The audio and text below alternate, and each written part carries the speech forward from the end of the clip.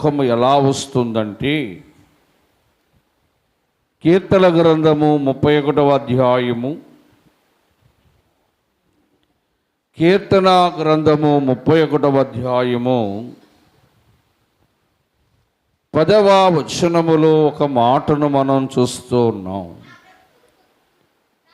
నా బ్రతుకు దుఃఖముతో వెళ్ళబుచ్చుచూ ఉన్నాను.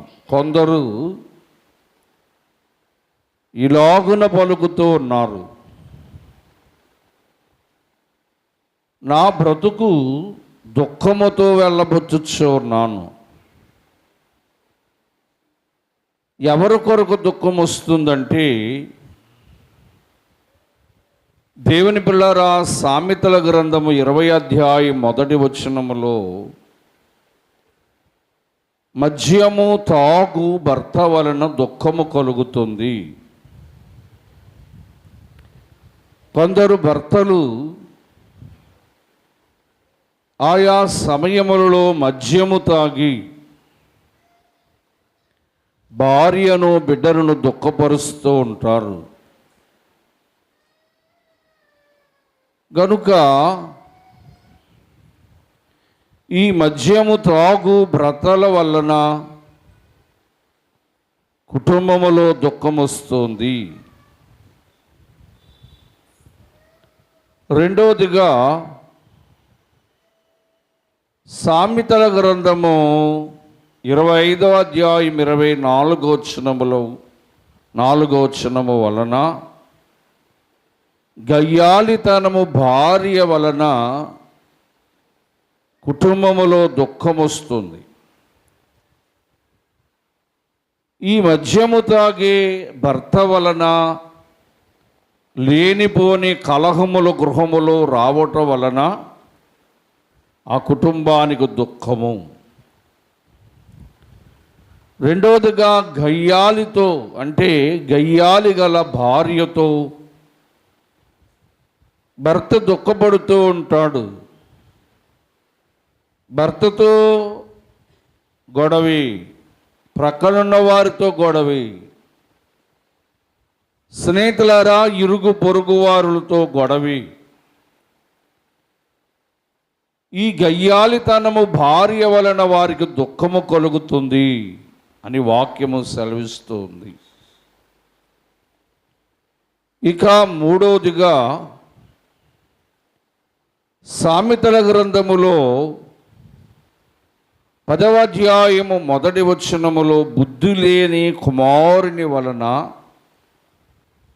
బుద్ధి లేని కుమార్తె వలన తల్లిదండ్రులకు దుఃఖం వస్తుంది. బుద్ధి లేని కుమారుడు తల్లిదండ్రుల మాట వినడు. బుద్ధి లేని కుమార్తె తల్లిదండ్రుల మాట వినదు గనుక వారు దుఃఖముతో ఉంటారు. నా బిడ్డ నా మాట వినడం లేదు, నేను చెప్పే మాటకు వ్యతిరేకముగా నా బిడ్డ నా కుమార్తె కలిగి ఉన్నారని, ఇది కుటుంబములో కలిగే దుఃఖము గనుక భక్తుడు అంటున్నాడు, నా బ్రతుకు కాలమంతయు లేదా నా బ్రతుకు దినములని దుఃఖమును వెళ్ళబుచ్చుచూ ఉన్నాను. కొందరు బ్రతుకు కాలమంత దుఃఖమే, వారు బ్రతుకు దినములన్నీ దుఃఖమే. భర్త ద్వారానో, భార్య ద్వారానో, కన్న బిడ్డల ద్వారానో వారికి దుఃఖము కలుగుతుంది. ఇక దుఃఖం అనేది ఎప్పుడు వస్తుంది అంటే, దేవుని వాక్యం మనం చూస్తాం, దుఃఖము సంతోషముగా మారుస్తాను అన్నాడు దేవుడు. ఫిలిప్పీయులకు రాసిన పత్రిక 2వ అధ్యాయం 27వ వచనములో, మనకు కావలసిన వారు రోగముతో ఉన్నప్పుడు, మనకు కావలసిన వారు బలహీనతతో ఉన్నప్పుడు మనకు దుఃఖము కలుగుతూ ఉంది. స్నేహితులారా, దుఃఖమునకు ఇవే కారణములు. కీర్తన గ్రంథము 43వ అధ్యాయము. కీర్తన గ్రంథము 43వ అధ్యాయము 2వ వచనములో, శత్రువుల వలన బాధించుట వలన శత్రువులు తమ మాటల చేతను, శత్రువులైన వారు వారి క్రియల చేతను మనలను బాధించుట వలన మనకు దుఃఖము కలుగుతుందట. స్నేహితులారా, ఇవి దుఃఖానికి గుర్తులు. 116వ దావీదు కీర్తన 3వ వచనములో, మనకు కలిగిన శ్రమలను బట్టి మనకు దుఃఖము కలుగుతుందట. శ్రమల వెనకాల శ్రమలు వస్తూ, శ్రమలలో మనం ఉన్నప్పుడు, శ్రమలు అనుభవిస్తున్నప్పుడట, ఈ శ్రమల ద్వారా మనకి దుఃఖము కలుగుతుందని దేవుడు తన వాక్యములో సెలవిస్తూ ఉన్నాడు. ప్రియ సహోదరులారా, నిర్గమాకాండం 3వ అధ్యాయం 7వ వచనములో, వారి దుఃఖము నాకు తెలిసే ఉన్నది అన్నాడు. నీవు ఎవరి కొరకు దుఃఖపడుతూ ఉన్నావో, ఏ సమస్య కొరకు దుఃఖపడుతూ ఉన్నావో, ఏ భర్త లేదా ఈ బిడ్డ కొరకు, ఏ శ్రమ కొరకు నీవు దుఃఖపడుతూ ఉన్నావో, నీ దేవునికి సమస్తము తెలుసు. నీ దుఃఖానికి కారణం ఎవరు, నీ దుఃఖానికి కారణమేంటి అన్నది దేవుడు అంటున్నాడు. నా ప్రజల బాధ నిశ్చయముగా నేను చూచి తిని, వారు పెట్టిన మొరను వింటిని, వారు దుఃఖము నాకు తెలిసే ఉన్నది అన్నాడు. ఇర్మియా గ్రంథం 31:13 అన్న మాట ఏంటంటే, మీ దుఃఖము సంతోషముగా మారుస్తాను. అందరూ చెప్పండి, ఏంటమ్మా? మీ దుఃఖము సంతోషముగా మారుస్తాను అన్నాడు దేవుడు. మరి దుఃఖము సంతోషంగా ఎలా మారుతుందంటే, మొదటి మాట కీర్తన గ్రంథం 1వ అధ్యాయము 11వ వచనాన్ని మనం చూద్దాం. కీర్తన గ్రంథము 5వ అధ్యాయం 11వ వచనం అనుకుంటా. నిన్ను ఆశ్రయించు వారందరూ, అందరూ చెప్పండి, ఎప్పుడు సంతోషంగా ఉంటామంట? గట్టిగా. మా ఆశ్రయము అంటే ఏంటి? ఆశ్రయము అంటే ఏంటి? ఆశ్రయము అంటే నీడ అని అర్థం. చెప్పండి, ఆశ్రయము అంటే నీడ. ఎవరైతే దేవుని యొక్క నీడలోనికి, ఎవరైతే దేవుని యొక్క ఆశ్రయమును, రెక్కల నీడలోనికి వారు వస్తారో వారు సంతోషంగా ఉంటారట. దేవుని ఆశ్రయించుట వలన మనకు నెమ్మది కలుగుతుందంట. 2వ దినవృత్తాంతముల గ్రంథములో 14వ అధ్యాయం 7వ వచనములో, ఆయనను ఆశ్రయించుట వలన మనకు, మన కుటుంబానికి నెమ్మది కలుగుతుంది. 2వ దినవృత్తాంతముల గ్రంథం 26వ అధ్యాయం 5వ వచనములో, ఆయనను ఆశ్రయించుట వలన మనము అన్ని విషయాలలో వర్ధిల్లుతాము. 2వ దినవృత్తాంతముల గ్రంథం 13వ అధ్యాయము 18వ వచనములో, ఆయనను ఆశ్రయించుట వలన మనము జయము పొందుకుంటాం. దేవుని పిల్లారా, నీ కుటుంబంలో ఉన్న దుఃఖములతో, దుఃఖ కలిగిన బాధలతో నువ్వు బాధపడుతూ ఉంటే,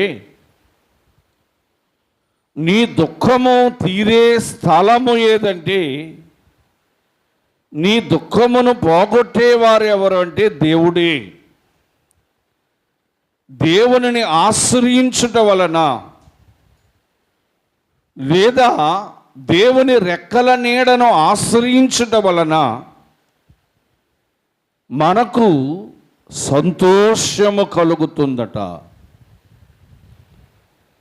గనుక దుఃఖము సంతోషముగా మారాలి అంటే మనము దేవుని ఆశ్రయించాలి.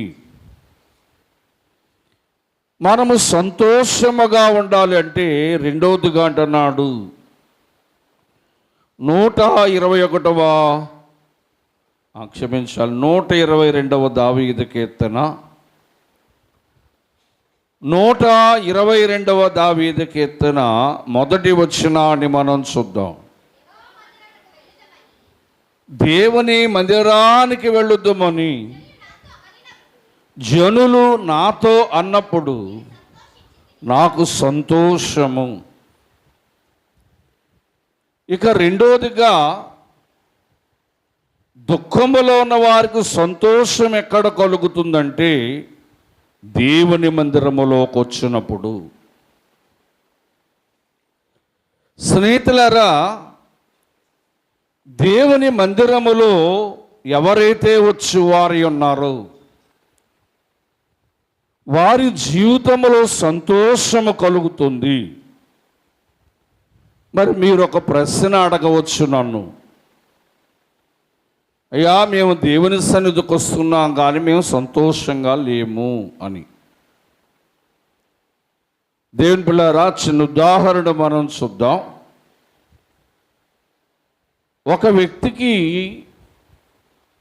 ఏదో రకమైన వ్యాధి లేదా బలహీనత వచ్చింది. అతడు వైద్యుడి దగ్గరికి వెళ్ళాడు.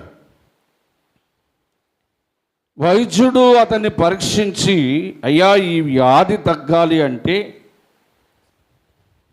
ఈ వ్యాధి తగ్గి నీవు బాగుపడాలంటే ఒక 4 వారములు ఈ మందులు వాడాలి అని చెప్పాడు.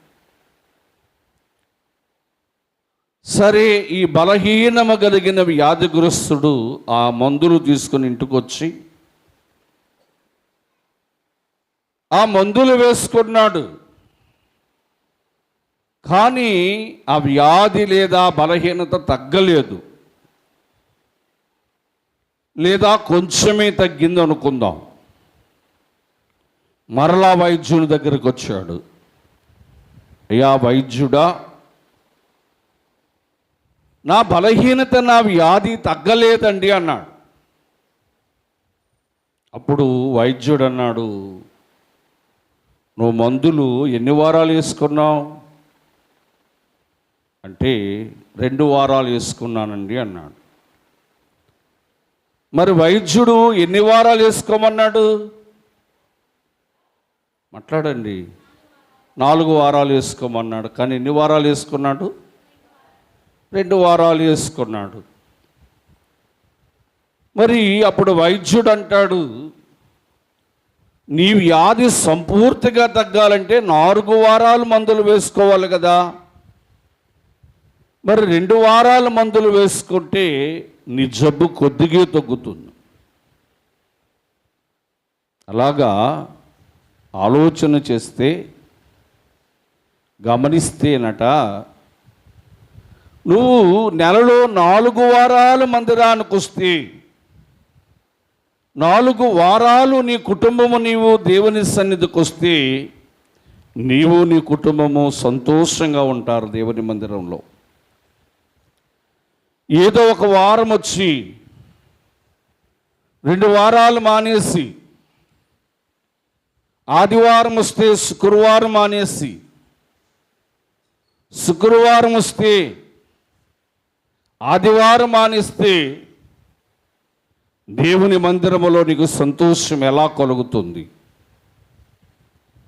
దేవుని బిళ్ళారా, వాక్యములో దావీదు అంటున్నాడు, దేవా నీ మందిరములో కొచ్చుట ద్వారా నాకు సంతోషం కలుగుతుంది. ఎందుకు దేవుని మందిరములో కొచ్చుట ద్వారా సంతోషం అంటే,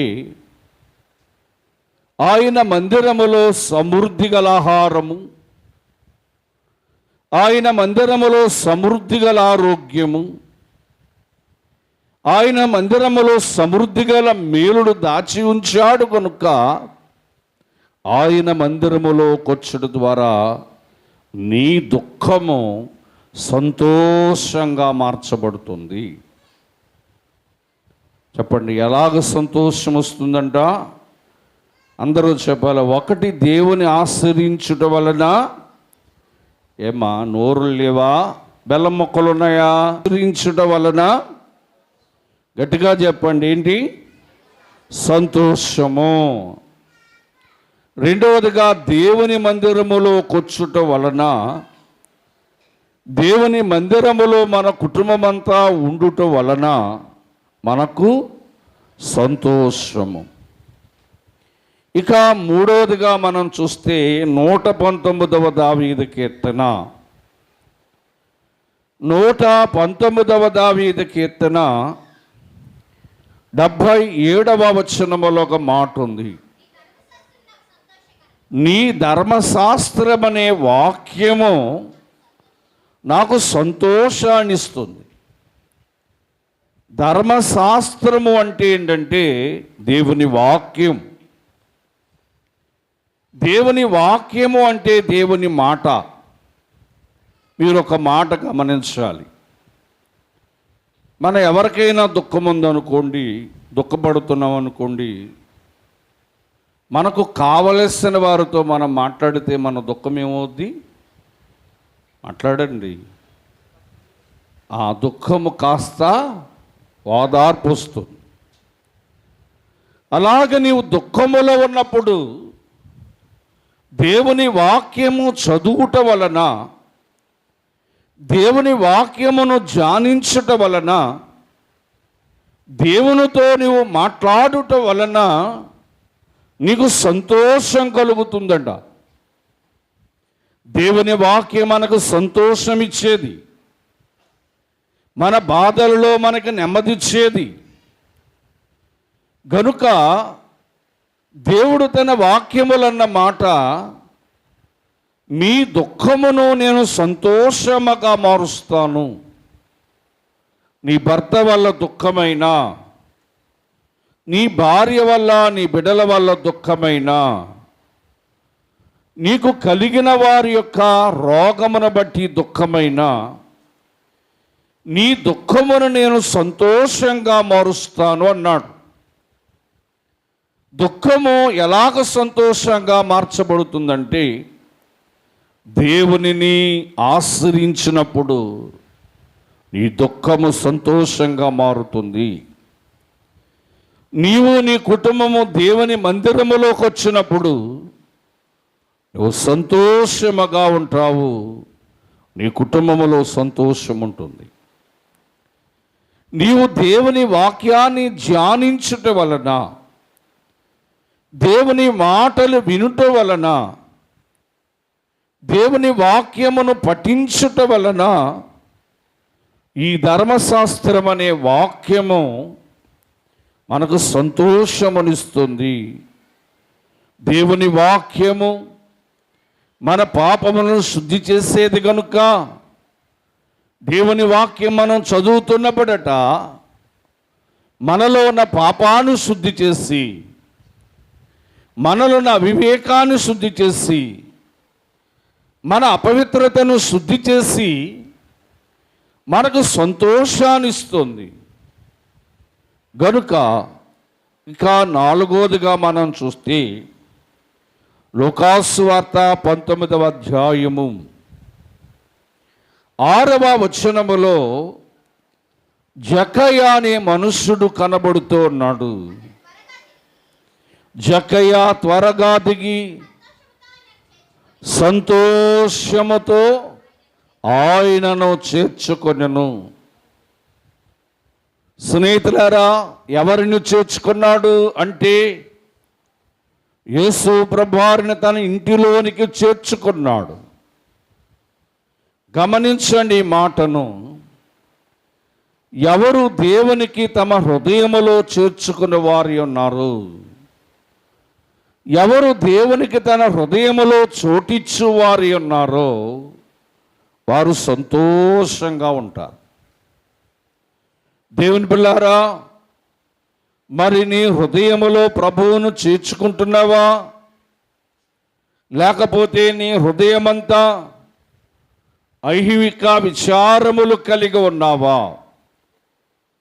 నీ హృదయములో చేర్చుకొనుట అంటే నీ హృదయములో దేవునికి చోటిచ్చుట వలన, దేవునికి మన హృదయములో చోటిచ్చుట వలన మనము సంతోషముగా ఉంటాం.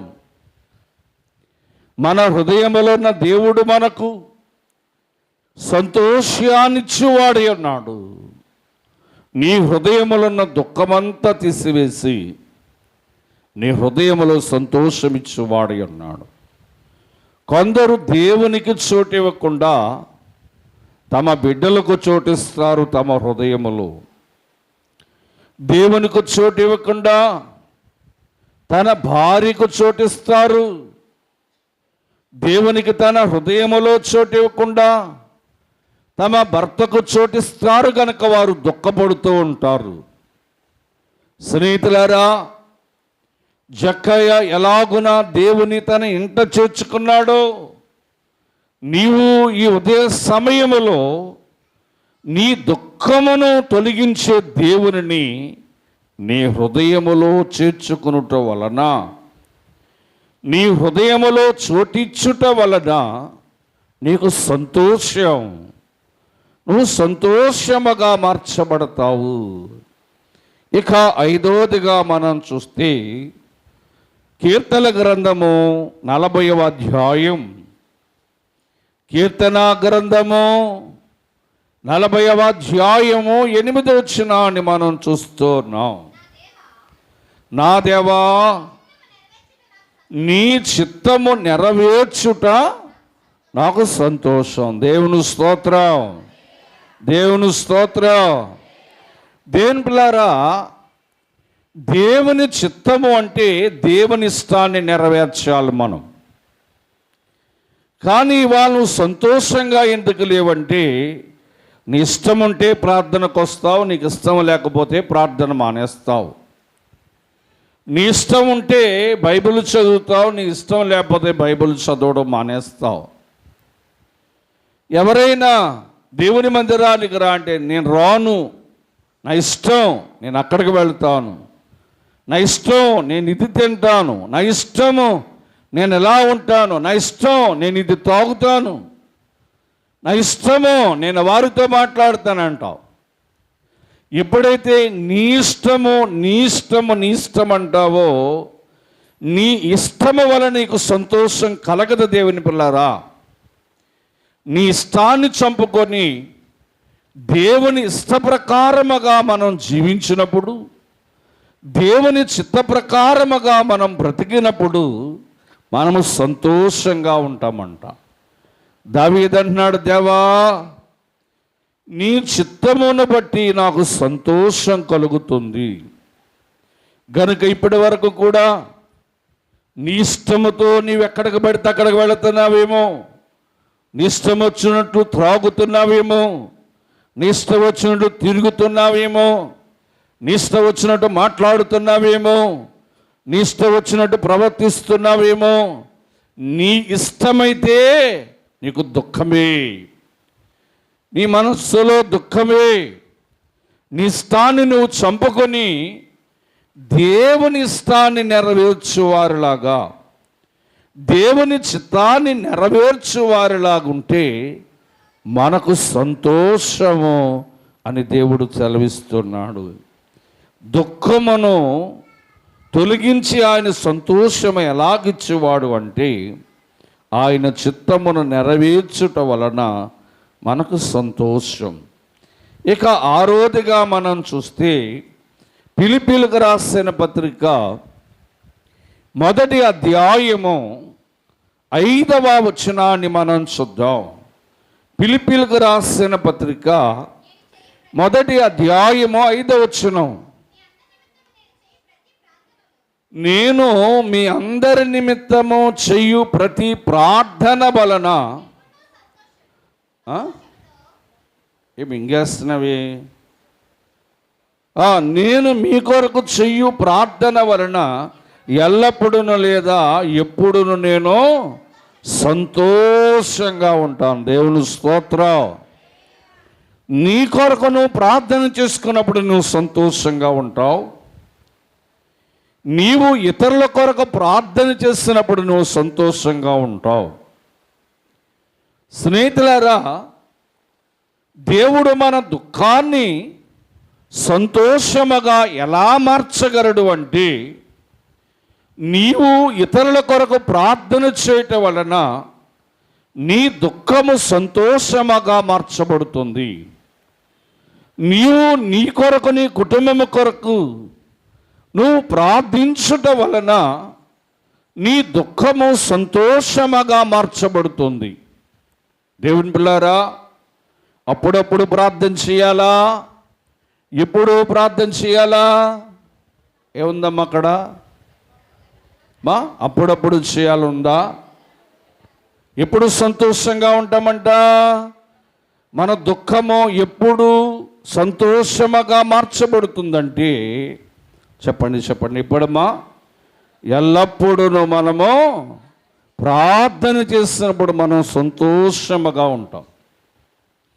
ప్రార్థన మన దుఃఖాన్ని కొట్టివేసి ఆ దుఃఖమును సంతోషముగా మార్చేదే దేవుని ప్రార్థన అని మనం గ్రహించాలి. ఇక చివరి మాటగా మనం చూస్తే కీర్తనల గ్రంథము 16వ అధ్యాయము 8-9 వచనాలు మనం చూద్దాం. కీర్తనల గ్రంథము 16వ అధ్యాయం 8-9 వచనాలు. సదాకాలము యెహోవా యందు నా గురి నిలుపుచున్నాను. ఆయన నా కుడిపార్శ్వమునున్నాడు గనుక నేను కదల్చబడను. అందువలన నా హృదయము సంతోషం. దేవుని స్తోత్రం. పిల్లరా, ఇక 7వదిగా మనం ఎప్పుడు సంతోషంగా ఉంటాము అంటే దేవుని పైన గురి కలిగినప్పుడు. ఏం కలిగినప్పుడు? ఏం కలిగినప్పుడు? గురి. ఓ మాట మనం గ్రహించాలి. గురి లేని భక్తి గుడ్డి భక్తి. ఏంటమ్మా? గురి లేని భక్తి గుడ్డి భక్తి. స్నేహితులారా, ఒక్కొక్కరు ఒక్కొక్క గురి కలిగి ఉంటారు. ఈ సంవత్సరం నేను ఇల్లు కట్టాలనే గురి కలిగి ఉంటారు. ఈ సంవత్సరము ఏదో ఒక రీతిగా నేను అప్పు తీర్చాలనే గురి కలిగి ఉంటారు. ఈ సంవత్సరము నా బిడ్డ వివాహము చేయాలని గురి కలిగి ఉంటారు. పిల్లారా, ఇవి లోక సంబంధమైన గురి. మనము సంతోషముగా ఉండాలంటే నేను ఇవాళ దేవుని మందిరానికి వెళ్ళాలనే గురి కలిగి ఉండాలి. నేను ఈ దినం 1 గంట సేపు ప్రార్థన చేయాలని గురి కలిగి ఉండాలి. ఇవాళ నేను వాక్యాన్ని దైవజనుడికి అందించాలని గురి కలిగి ఉండాలి. నేను పాటలు పాడాలి, పాటలు నేర్చుకోవాలి అని గురి కలిగి ఉండాలి. నేను ఈ దినము ఆరాధన చేయాలని గురి కలిగి ఉండాలి. ఇక్కడ ఒక వాక్యములు అంటాడు, ఫిలిప్పీయులకు రాసిన పత్రిక 3వ అధ్యాయం 14వ వచనములో మనము ఎందుకు గురి కలిగి ఉండాలి అంటే పౌలు చక్కగా చెప్పాడు. చదవండి. ఏంటమ్మా? క్రీస్తు యేసునందు దేవుని ఉన్నతమైన పిలుపునకు కలుగు బహుమానము పొందవలనని. ఎక్కడికి పరిగెడుతున్నాడంట? ఏం పొందాలని? ఎక్కడ పరిగెడుతున్నాడు? గురి కలిగి. చూడండి, కొందరిని రన్నింగ్ చేయమని అన్నారు అనుకోండి, వారిని అందరూ వరుసగా నిలబెడతారు. ఆ చివర ఒక తాడు కడతారు. వీరి గురి ఏంటంటే ఆ తాడు దగ్గరికి వెళ్ళి ఆ తాడు పట్టుకోవాలి. అప్పుడే వారు ఆ బహుమతిని పొందుతారు. స్నేహితులారా, వారు పరిగెడుతూ ఏదో ఒక రీతిగా నేను ఆ తాడు పట్టుకొని నేను ఆ బహుమతిని పొందుకోవాలనే ఆలోచనలో గురి కరిగి పరిగెడతారు. దేవుని బిడ్డల గురి ఎలాగొనుండాలంటే దేవుని మీద గురి కలిగి ఉండాలి. వాక్యములో మనం చూస్తే ప్రభు అన్నాడు, మీ దుఃఖము సంతోషంగా మార్చబడుతుంది. ఇర్మియా గ్రంథం చూడండి 31:13 అన్నాడు, మీ దుఃఖము సంతోషంగా మారుస్తాను. ఎలా మారుస్తాడటమ్మా? ఏంటి? మీ దుఃఖము సంతోషంగా మారుస్తానన్నాడు. గనుక మన దుఃఖము సంతోషంగా మారాలి అంటే ఒకటి, మనము దేవుని ఆశ్రయించాలి. 2, దేవుని మందిరములో మనం ఉండాలి. 3, దేవుని వాక్యాన్ని మనము ధ్యానించాలి. 4, దేవుని పిల్లారా, మనము వాక్యములో చూస్తున్నాం ఏటట హృదయములో ప్రభువును చేర్చుకోవాలి. ఇక 5, దేవుని చిత్తాన్ని నెరవేర్చాలి. 6, ప్రతి సమయములోనూ ఎల్లప్పుడూ మనం ప్రార్థన చేయాలి. 7, దేవుని వైపు గురి కలిగి ఉండాలి. ఈ 7 పనులు మనం చేస్తే దేవుడు మన దుఃఖాన్ని తొలగించి మనకు సంతోషాన్ని ఇచ్చేవాడై ఉన్నాడు. ఈ మాటలు ప్రభువు దీవించునుగాక.